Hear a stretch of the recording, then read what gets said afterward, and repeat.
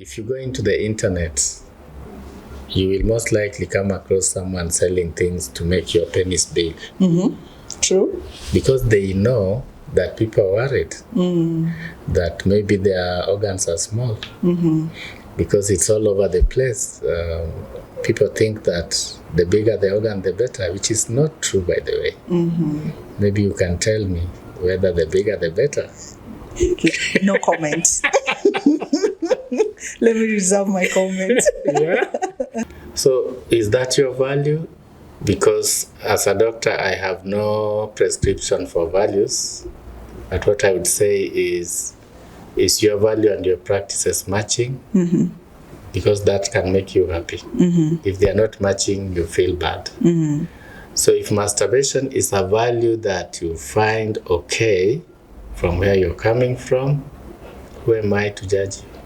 Incidentally, most of us are mistakes. If you ask your mom, they never really planned to have you.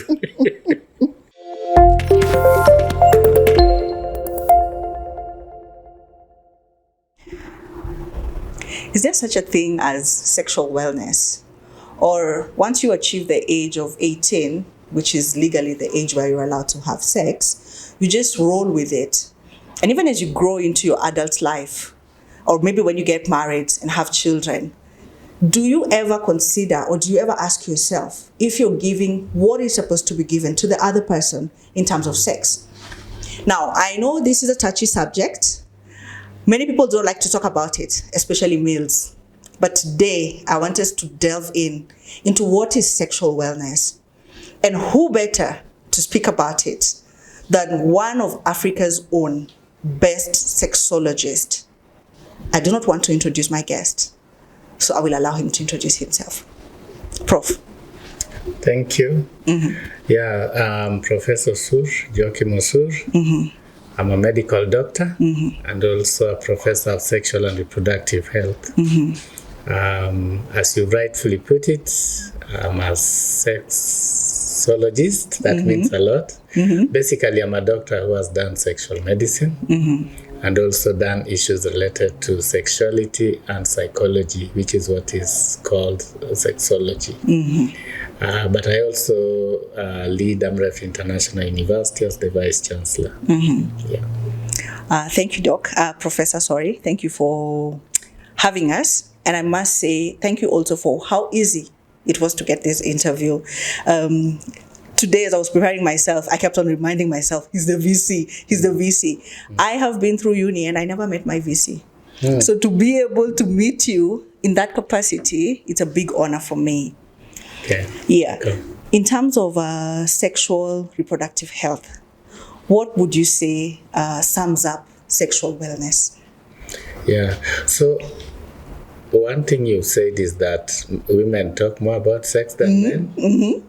Actually, men think more about sex than women.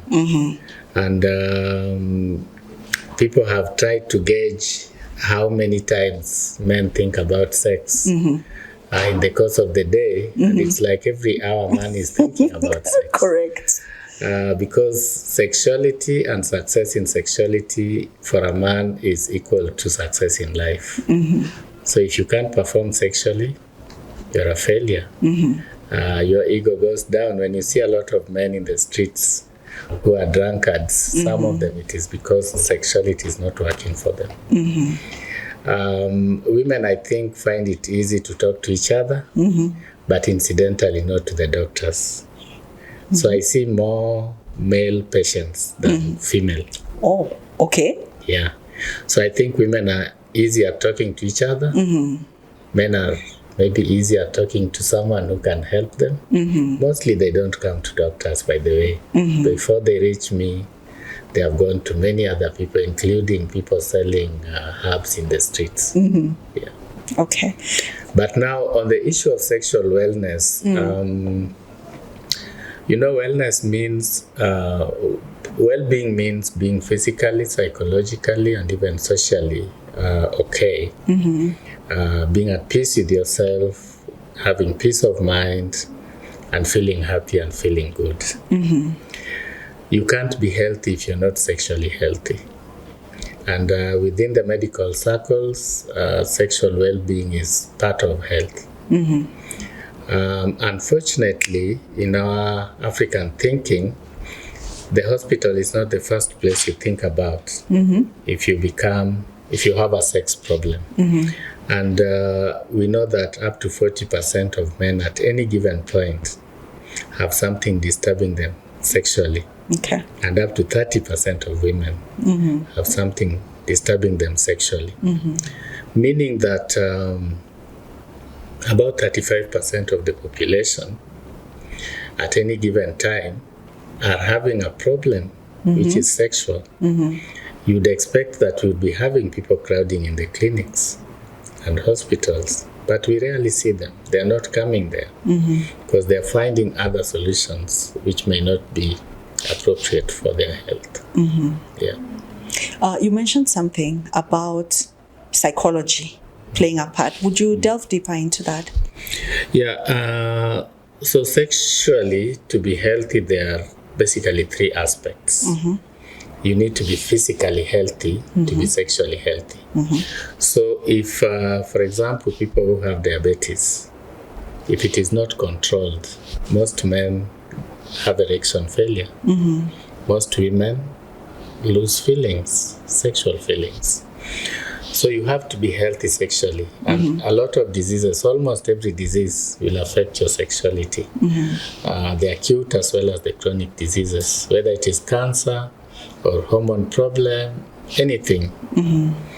During COVID, I did some studies, and part of the reason why people are becoming violent is because how COVID was affecting them sexually. There was a lot of violence at family level during that time. I have patients who divorced during that time because just by the mere fact that one of them got COVID or was dealing with COVID issues, they couldn't perform sexually, and then it became an issue.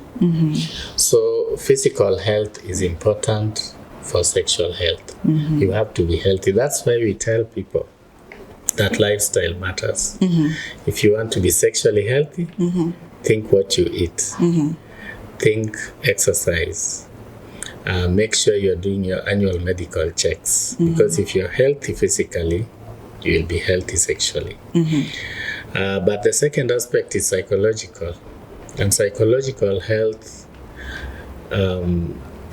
involves a lot of things. The stresses you have at family level, things to do with your workplace, all the mental stresses that you face as a person, which sometimes degenerate into mental illness like depression, anxiety, and so on. Anybody with a mental or psychological problem, the first thing that goes is sex.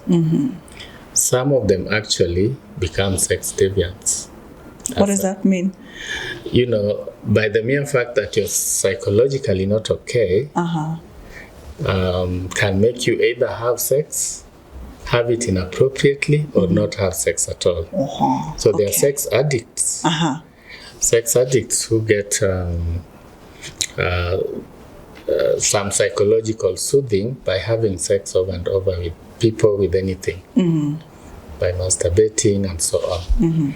And that gives them some relief, but just for the moment. And then they feel guilty and do it again. They're psychologically not healthy.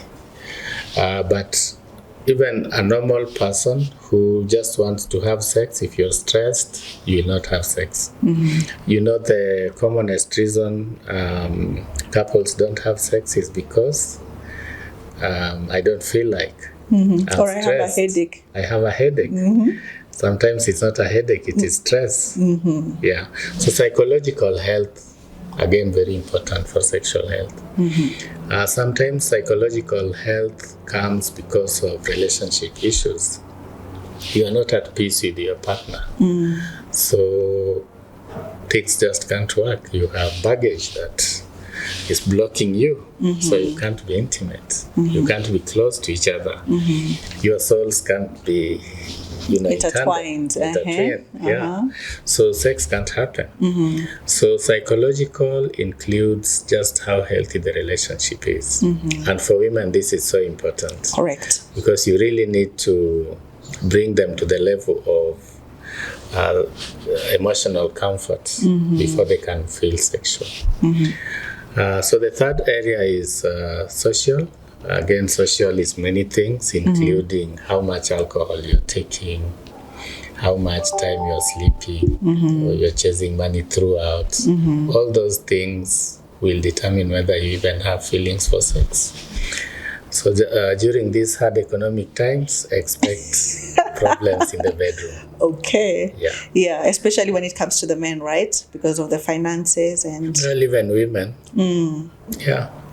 Okay. From experience as a medical doctor, I know you've mentioned that men are actually the majority of the patients who come in, but the effect of the men coming in, is it translated at home? Are we able to see that, okay, for instance, this patient came in, we helped them in this way, the marriage is doing better, or is it a must that both the female and the man come in together for there to be substantial change? Well, it depends on the problem. I've had cases where someone can't even relate with the woman because they have a severe problem like premature ejaculation, where they're trying to have sex but they can't. They finish even before they start. So they just can't start a relationship because it's embarrassing. They come and they get treated, and now they get into a relationship. I have a few who were not married at 40. After treatment, they get married, and they're now able to live with women. In that case, the woman is not involved at all. But there are cases where you need both parties to be involved. Of course, we still get cases where someone says, I don't want my husband to know this, or I don't want my wife to know this. You know, there are a lot of women who pretend that they're enjoying. Okay. And they're having fake orgasms. Yeah, true. Yeah, and sometimes because they have been doing that for years, they would rather the man does not know. Because the man will wonder, so you've been lying to me all this time that you're enjoying and you're not. So some of them won't want the partner to know. And men also have their secrets. So in such cases, what we can do without involving the partner, that's okay. But there are situations where you can only solve a problem if both parties come for help. Like when they're having disagreements. And you need to solve that through couple therapy or things like that. You need to have both of them. Yeah. What are some of the myths that you have encountered in your career regarding sexual wellness? There are so many myths. Give me like maybe top 3 for you. Yeah, and you know it is also age dependent. Okay. A lot of people during this technology age watch a lot of porn. And so there are a lot of unusual beliefs about sexuality. How big your sex organ should look, how many times you should have sex in a night. There are all those weird beliefs. How long it should last. And so people keep wondering if they're normal because they saw some big organ which looks, not like a human thing, but they think that is the normal thing. The commonest, if you go into the internet, you will most likely come across someone selling things to make your penis big. True. Because they know that people are worried that maybe their organs are small. Because it's all over the place. People think that the bigger the organ, the better, which is not true, by the way. Maybe you can tell me whether the bigger, the better. No comments. Let me reserve my comments. Yeah, but there is that myth. Yes. And people do a lot of things. I get a lot of messages and emails. Do you have anything to make my organ big? You know? So that is there, especially among men. The other thing is women believe that sex ends at a certain age. I don't know what you think. That at a certain age you should stop having sex. No, I do not agree with that. I think it's society pressure and maybe culture and all these things that have been put in our head as women. Personally, I believe I'll have sex until I die. That's just my own stand. But I know that sometimes as a woman you might get caught up in the cycle of life. You have children, hormones, sometimes contraceptives, emotional baggage, and all these things affect like how you feel about sex. So if you die after the age of 100, I will still be getting some. You will not be alone. From literature, we know that the oldest woman who ever had an orgasm was 114 years. So wish you well. Maybe you will beat the next record. I hope so. Because for me, my own feeling about sex, and even why I wanted us to have this conversation, I feel like sex is shrouded in so much mystery. No one ever talks to you about it. No one ever teaches you. No one ever pushes you in the right direction. And so one of the most important things that has worked for me, I call it sexual liberation. Like just being free from all the limiting thoughts, culture, pressure, everything around it, and just being free. And I hope that even in my own little way, I would at least give that to my child. I call it sexual literacy. You can't be literate if you're not taught, if you're not reading things about a subject. And sexual illiteracy has caused a lot of problems. I have people, even at university, who come and tell me, I conceived because I didn't know that if I have sex while standing, I can conceive. You know? Okay. Yeah. At university level? Yes. They're not doing biology, they're doing other things. And so they have all these beliefs that they have carried from childhood because nobody taught them anything. We have a lot of unwanted pregnancies. Why? Because people didn't even think they can conceive. It was just that if one they time. had sex just once. Yeah. You know, people can't even count their safe days. Yeah. And again, a lot of men saying it can't be true. You didn't get it from me. But you had sex and it was unsafe. What were you expecting? We've had a lot of problems with HIV and other things. Reason? I didn't think I can get it. Or this person didn't look like they have it. That is sexual illiteracy. So we keep saying in the medical circles that we actually need what we call sexuality, structured sexuality education in schools. Age appropriate. There are things you need to learn in lower primary. Correct. Then the things you need to learn later, secondary. There are things you need to learn before you marry. There are examinations you need to go through. I call it sexual health or sexual wellness check. Before you change a partner, or before you start a relationship with a partner. It shouldn't be a surprise that this person has HIV. You should have, talked about it and checked. So we get a lot of literacy that needs to be dealt with. Recently I met a man who was not conceiving. Okay. They have been married for some years now. And the wife always is the one who is accused that she can't conceive.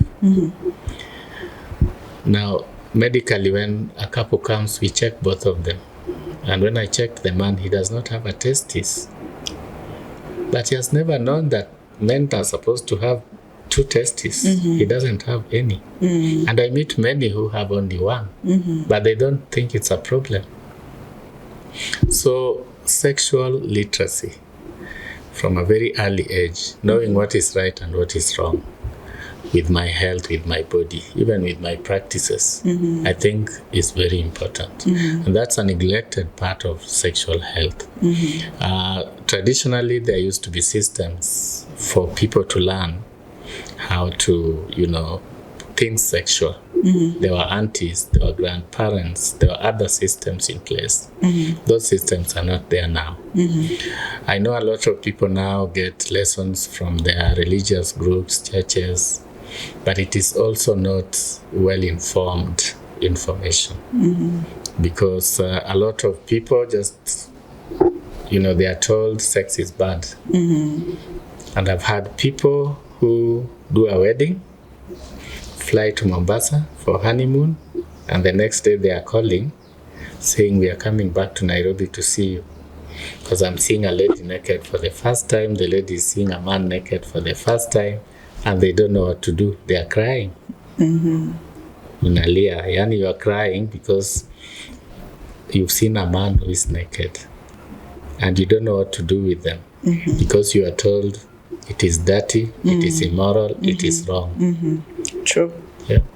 True. From my understanding, which could be wrong, I've always thought that erectile dysfunction is the biggest problem that affects men. Is that true? Yeah, so sexual problems are age dependent. At a certain age, erectile dysfunction is the commonest, especially middle and older ages. It is the commonest. At lower ages, premature ejaculation can be very common. But overall, if you count how many cases of problems, then erectile dysfunction, because of from around 40 going onwards, it's common. Because of the number of people affected, it becomes the commonest of all the male problems, followed by premature ejaculation. Okay. And number 3 is lack of sex desire for men. Okay. There are men who have no desire. Is that a thing, Prof? Is it true? Yeah, there are men who have... There are men who have no desire for sex? Yep. What could be the cause of that? Hormones, Chronic psychological illnesses. issues, other chronic illnesses. Yeah. Okay. And for women, what is the biggest issue? Lack of desire. And this we peg it on? Women are very emotional about sex. And engaging emotions is the commonest cause of lack of desire. Whether your emotions are tuned to the person you're talking sexuality about.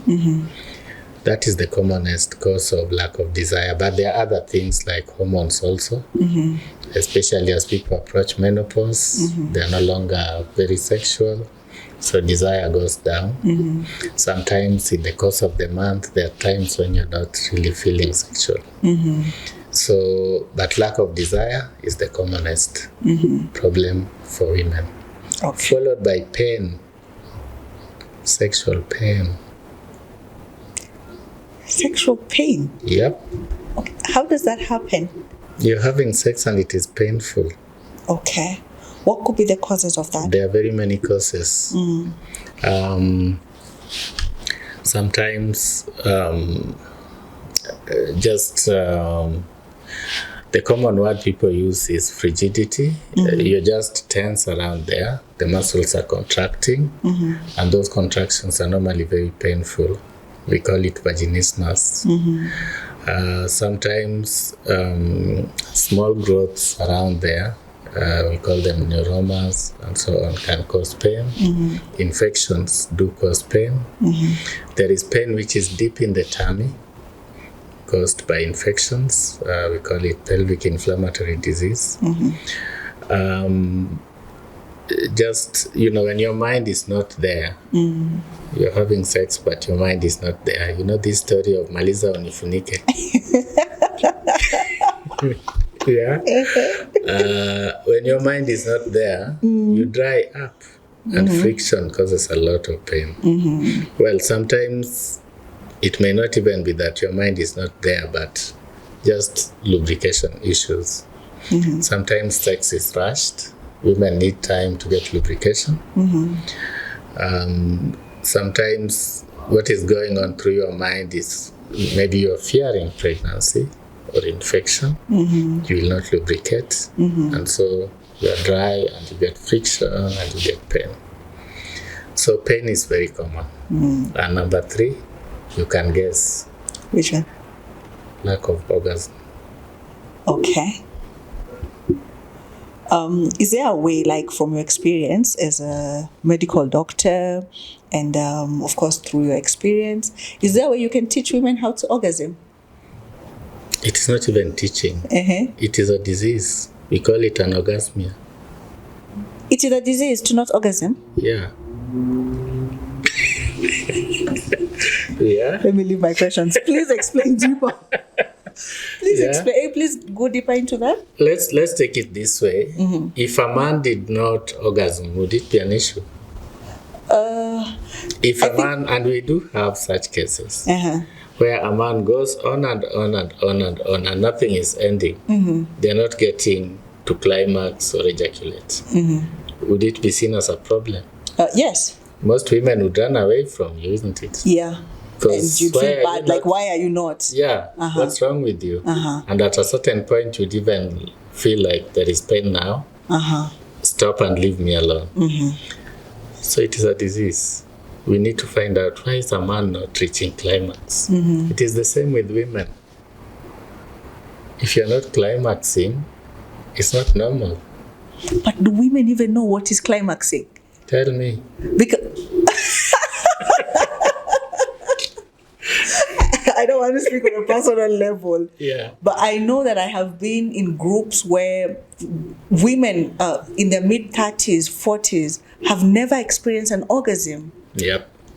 And there are many reasons, and some are quite sad reasons. It depends on how even your sexuality started off. Some people started off with a rape, or rape is a spectrum of things. You didn't want, but it happened. Sometimes even with someone who ended up marrying you. Some women have FGM. They've been cut down there, things interfered with. Some women are not psychologically okay in terms of being in the right state or positive mind towards sexuality. They see sex as something negative. Some women are having pain, as we've said, during sex. All those things, anytime there is something interfering with pleasure, orgasm will not happen. What was the name you called that disease again? Anorgasmia. Anorgasmia. It's just Greek word meaning no orgasm. Is there any treatment for anorgasmia? I could be asking for myself. Yes, the truth is now coming. I could be asking for myself. Please help us. But it depends on the cause. Yes, it depends on the cause. Okay. The psychology also plays a part into that, yeah? Yes. And when I was researching about you, I saw that you're also a counselor. So does it mean that depending on the cause, like you say, or the problem, how it has been presented to you, all that would be needed is a therapy, some sessions, just speak and change our mindsets about orgasm, and hopefully now when we go, we would, climb Mount Fuji. Yeah. So now they're normally, when you have a sex problem, normally it's not one cause to the problem. So the treatment must also be multifaceted. Okay. You may be having lack of orgasm because you are unhappy in your marriage because of other things. So the treatment must also look at the marriage issues. It could be because you're getting dry because of other problems. So normally we look at a comprehensive treatment that looks at all aspects, the biological issues, the physical body, the psychological body, and the social well-being of the person. Okay. There's something you mentioned about sexual wellness, almost like evolving or being age-dependent. Let's go deep into that. What is sexual wellness in adulthood? What is it in adolescent stage? What is it pre-menopause, after menopause, 114? How does it look like? I think in summary, I would say being psychologically and physically ready for the stage you are in. So if I'm an adolescent, I know what I want sexually. I know what is normal for me. I'm making choices that I'm comfortable with. I'm not distressed psychologically because of the choices I make. I feel that my sexuality is fine. By the way, the commonest problem among young people, adolescents, is the question, am I normal? Okay. And that's why people try out things. Am I normal? Can I have sex? Let me go and try. If it is not working with one partner, you say, maybe it is the partner having a problem. Let me try with another one. So wellness at that level is just answering that question. Am I normal? And also, what are my values? Many people at the earlier ages are struggling with what is really the value that I have around sexuality. And people are very explorative at that age. You know, things like threesome happen at those early ages. Now we even have open relationships. You know them, eh? Yes, You tell your boyfriend, I have someone else whom I have sex with. And I've realized at a certain age, sex and relationship are not the same thing. I have sex with this guy, but I have a relationship with that one. So those things happen. So at that age, there are those issues. But as you get into marriage, or at a certain age where you're thinking of marriage, you start to relate sex more seriously with a relationship. And you start thinking of satisfaction within a long-term relationship, which has its own issues. Because you have to be dynamic as a sexual being and make sure that you're exploring each other and creating new things all the time. Otherwise, you get into sexual boredom, and you have problems with people looking out for others. You know. True. So, and then there are issues around pregnancy, family planning, which now come to play and which affect your sexuality. As time goes, hormones become a problem. You start getting lifestyle diseases. Now you have other challenges to deal with. If you're going into menopause, there are those other menopause issues that affect sexuality. If you're a man, you're starting to develop a big tummy because now you have more money. Diabetes comes in, erection goes, and many things, cholesterol, high pressure, they all affect your sexuality. And this goes on at a certain age, men start to lack hormones, testosterone. They can't function because the body is not producing enough. So every stage has its own challenges. What I say is make sure you're on top of your game. Make sure you're being examined, that you're sexually examined every year and you know what is good for you and you've made your choices right. Don't be caught in circumstances. Yeah. When we started, you mentioned that a lot of people actually struggle with these sexual issues. But Doc, Africa, Kenya, don't have a shortage of children. How does that correlate? Shortage of children? Hey, couples are getting children left, right, and center. Incidentally, most of us are mistakes. If you ask your mom, they never really planned to have you. Okay. Yeah, and it is because of unplanned sex. Okay. People think up to 50% of us are unplanned. So your mom just had mercy on you and said, I will not, I'll let you stay. And that is part of the problem. Okay. So when you see children, it's not because people are having good sex. Sometimes it's because people are having bad sex, leading to unwanted pregnancies and things like that. Yeah. From your perspective as a professor and a sexologist, what is good sex? Good sex is sex that gives you peace of mind. You can come out and say, guys, I had sex and I loved it. I'm happy. things are good, I'm at peace with myself. That's good sex. And on the flip side, what's bad sex? When you're worried, Even if it's worry about pregnancy. yeah, it's not good sex. When it worries you. When in your mind, and many people don't even talk about it, you're wondering whether this is even the person I should have had sex with. Then it is not good sex. When there is no pleasure during that sexual intercourse, sometimes you're having sex, but there's no pleasure. You're just there. Your mind is not even there. In fact, some people are having sex with another person, but you're with them. Because they're not thinking of you, they're thinking of whoever. That's not very healthy. You need to have peace and be happy with what you're doing. Then that is good sex. Okay. Let us enter a bit into one other area that is also coming up so much right now. That's self-pleasuring or masturbation. What's your stand, or what is your view on it? It's not actually a new thing. People have been masturbating since humanity started.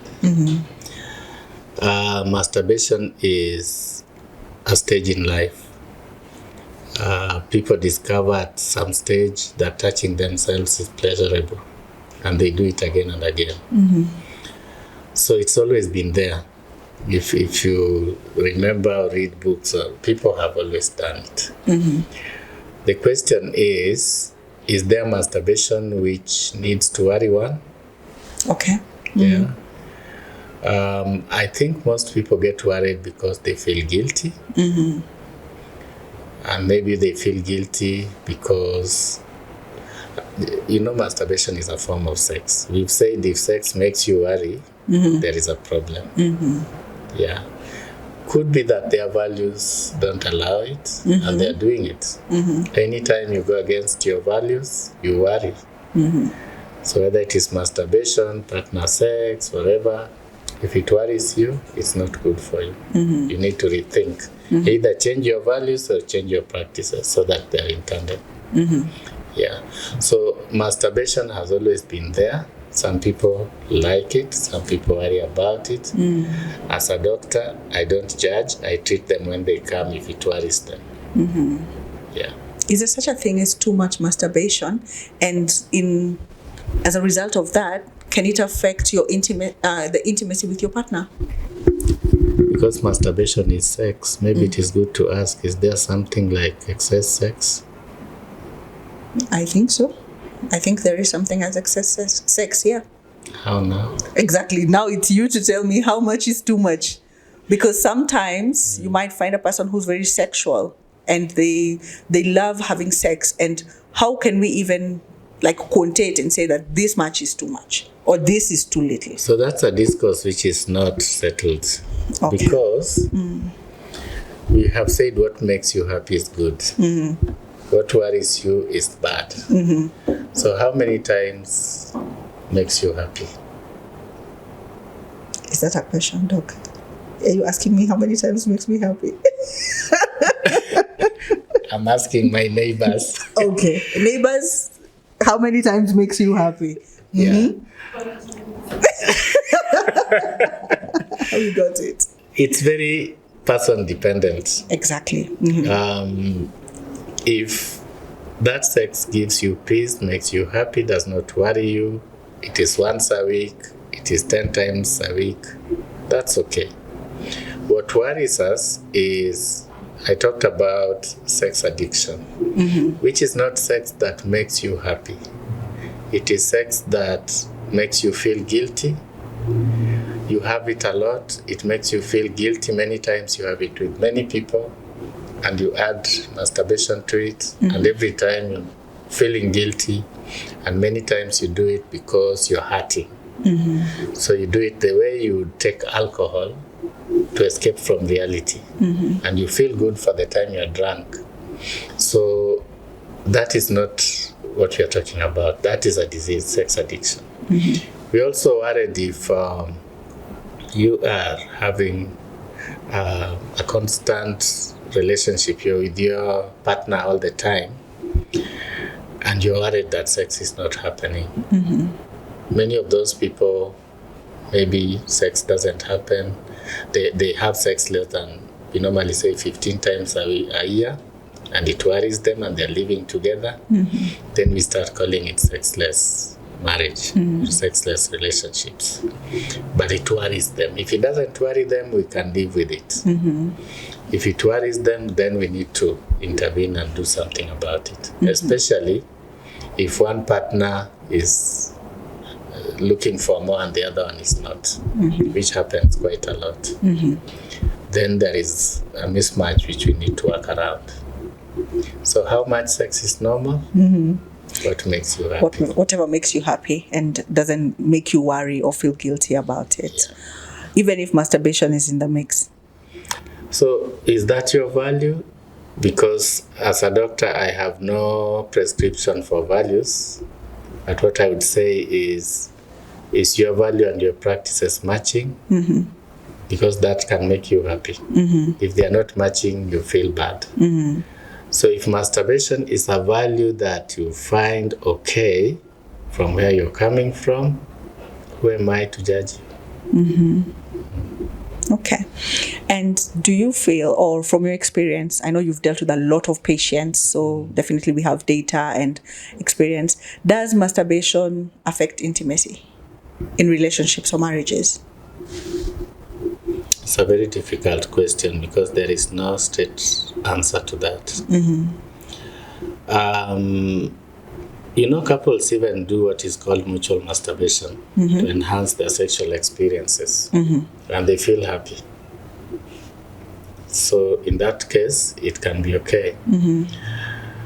There are people who have masturbation because they're escaping from their partner, and it brings conflict. That's not okay. Okay. There are people who are masturbating because they are sex addicts. That's not okay. So it's neither here nor there. I think, as we said again, it makes you happy. It doesn't cause worry. And if you add a partner to it, it doesn't cause conflict. Then it's okay. Okay. So for what I'm getting is, so long as you're happy, so long as your partner is happy and there's no conflict, then that qualifies to be good sex. Okay. So we leave all these issues of how long it lasted, how long there, is, we leave all of that. That is not important. People are so different. People are so different when it comes to sex. What makes one happy does not make the other happy. Some people just want foreplay, they're happy. Others don't want foreplay, they want to just have penetrative sex. Just make sure your partner is happy, even as you also get happy. Okay. There is always a middle ground. As a sexologist, whenever a couple is having sex, whose interest is more important, my own or my partner's interest, like to ensure that they orgasm? Okay, we normally say that pleasure is your responsibility, yeah? My own responsibility? Yes. If you don't take care of your pleasure, maybe nobody will. But in the course of having sex, don't be mean. You need to make sure your partner is happy. Normally what happens is that you will be happy if your partner is happy. So if you're selfish, you will not be happy, your partner will not be. In the cases where we have mismatch of sexual energy, sexual passion, what's your approach as a sexologist and a doctor? That's a very loaded question. When you talk of sexual energy, sex is really an exchange of energy and power. Where at some point, some people feel they are slowing down to take care of the other and so on. When there is a mismatch in exchange of energy and power in a sexual act, that is where you get problems because, and this is deep, you will not reach where you're supposed to reach. You will not be happy. Yeah. So just remember, you're exchanging power and energy. You are exploring each other and finding a meeting point where you're both happy. If you're not exchanging that power and energy correctly, you don't reach there. Yeah. And supposing I'm not getting, as a woman, what I need in terms of energy and power sexually, how long do you think that marriage can last? Can that marriage last? You need to talk about your needs. Communicate with my partner. And I don't mean crying and making bad noises, talking. Because that is what people do. Whenever you ask them, are you communicating sexually? Yeah, I make some noises. Talk about your needs. Listen to your partner about their needs. This is a very difficult thing for people, talking about sex and your sexual needs and whether things are happening the right way. Most people shy off or feel offended because they don't want to talk about sex. So we allow things to happen in the dark. We are not happy. Our partner thinks we are happy. Maybe they are also not happy. And nothing goes on in terms of communication. And that is very bad. Yeah. Okay. Prof, if it was a perfect world and you had your way as a sexologist, what are some of the things that you would do to ensure that the people in the society are living their best life sexually? There is no perfect. Yeah, but there is a point where you feel we are managing well, things are okay, we are happy. The first thing is just to be empowered sexually.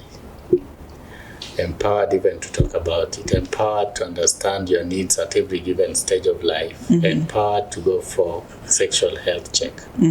That would be very important. Remember, you hold your own pleasure on your hands. Whatever you do with it is your problem.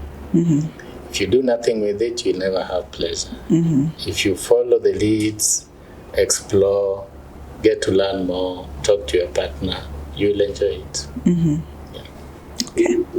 I think I'm almost about to wind up. I thought we were done. Just one last one.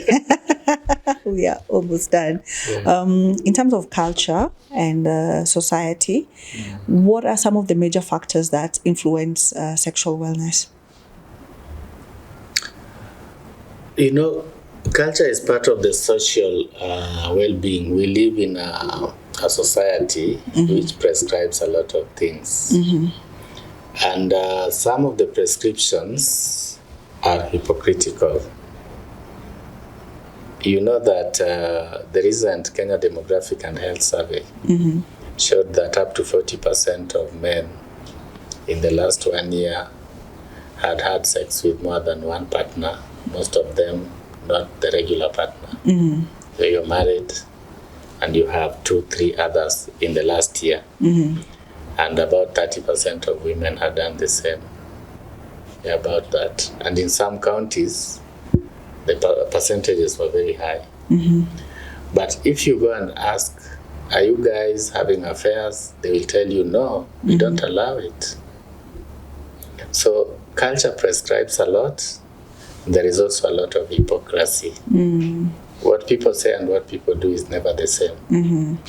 And I think that's the nature of sex and culture, that don't take things at face value, but you need to have your own values that you live, you try and live. It will always not be easy. Because again, whether you have sex or not, there are other factors that come to play. Some of them beyond your, the fact that, for example, you're a priest doesn't mean hormones will not push you. So you have to be a very strong priest. Correct. Yeah. And I can just be a sweet talker and I will win your heart. But you don't want to have sex and you're still doing it. So there are all these many factors. How you manage them, I hope people are empowered enough to manage the situations they go through. People are empowered enough to know what society wants, what culture wants. And if they believe in their culture and what society wants, they live those values. This hypocrisy, we hope it can go down because it's part of what causes problems. When you do things you don't believe in, it disturbs you. Yeah. Okay. I hear you, Prof. So in this podcast, we have a small segment, almost like rapid fire. We call it the enjoyment circle. I'll ask you very quick questions with very short answers that I didn't necessarily ask you in the previous part, and you're allowed to only pass on one. Yeah, but otherwise we hope that you answer all of them. Right? So the first one is, what inspired you to pursue a career in sexual health and sexual and reproductive health? Because the need is there. People used to come and ask me to tell their spouses that they are sick, they can't have sex. And there are not many doctors trained in this area. Most people don't have the knowledge. If you go to a doctor, most likely they'll tell you have a psychological problem, it will go, don't worry. I got interested and I discovered there's a lot more to what we see and hear. Yeah. Okay. Do you read books? I have to. I have no choice. What are you currently reading, or something you recently enjoyed? I am currently reading a book on what is called orgasm. Okay. Orgasm is orgasm which comes as you do exercises, and some men and women get orgasm in the gym. I'm trying to understand the science around it. Okay. Yeah. How do you unwind or relax after a long day of teaching, treating patients, research? I watch TikTok. You watch TikTok? You love it there? Okay. Can you share any memorable or funny moments from your time in being a sexologist? Well, people always think I'm a herbalist. Okay. Because they don't imagine that a doctor can treat sexual issues. And I've had that question severally. When they call and say, nataka nitibiwe, but do you use herbs or what do you use? And I keep reminding them, I'm a medical doctor. Health problems that are sexual are normal. Come to the hospital. Yeah. Okay. Do you have any hobbies or interests outside of the sexology? And some people call me a journalist because I enjoy writing. I don't know whether you read my writings. I have actually read your writings in the Daily Nation. So sometimes I go to meetings and they say, oh, you're the journalist. And I say, yeah. Okay. Is there any specific quote or motto that you live by? Wow, okay. Quote or motto. Yeah, I think service to humanity is very important. And this I value a lot because I deal with students. A lot of people think that money can make you happy. I've realized you can have money by just living for humanity. Okay. Do you have any career aspirations or goals that you hope to achieve? Well, I was asked the other day, now that you became a professor, what is next? In academia, a professor just now mentors others, reads, does research and writes. That's what I do now. Okay. What's your favorite travel destination or a place you'd like to visit? I travel a lot. I think African countries are better. I enjoyed Senegal quite a bit. The French food and the French culture and the culture of the Senegalese. It's nice. You need to visit. Oh, we'll try. How do you stay motivated in this line of work? Every day is different. Every single person I meet is different and they have different stories. And that is challenging. I have to keep reading and I have to keep... when I'm going to see patients, I'm expectant. I know something strange or interesting will come out of the interactions. Yeah. Okay. Can you share any advice or tips for anybody who's considering a career in sexology? do it only if it makes you happy. Careers are supposed to fulfill human needs that you have. Every human wants to do something about humanity. So if it makes you happy, then do it. Okay. I think, Prof, it's been a wonderful conversation. Long conversation. Not long, because I actually want to come back again. I feel like there's still some areas that we didn't touch. But yes. I feel like we need to go into some other nice areas that I feel like will help the audience. But other than that, let me say a big thank you for giving us your time, for bearing with us, even as we, fumbled around. Thank you. All right. Okay. One last thing, Doc. Where can people find you in case someone wants to come in for treatment? Yeah. Normally, I say just call the clinic. It's somewhere on the Ngata Road opposite Timor. Okay. It's called Family Care Medical Center. The number, if you call, you want to make a booking, is 0746 028 088. Okay. And you'll be directed accordingly. All right. Yeah. Thank you so much, Prof. Good. Nice. All right. Thank Great. you. That has been Professor Joachim Osur, the Vice Chancellor at Amref University International. But today we met him in his capacity as a medical doctor and a sexologist. My take home is very simple. Empowerment, communication, na raha ujipe mwenyewe. See you on the next one.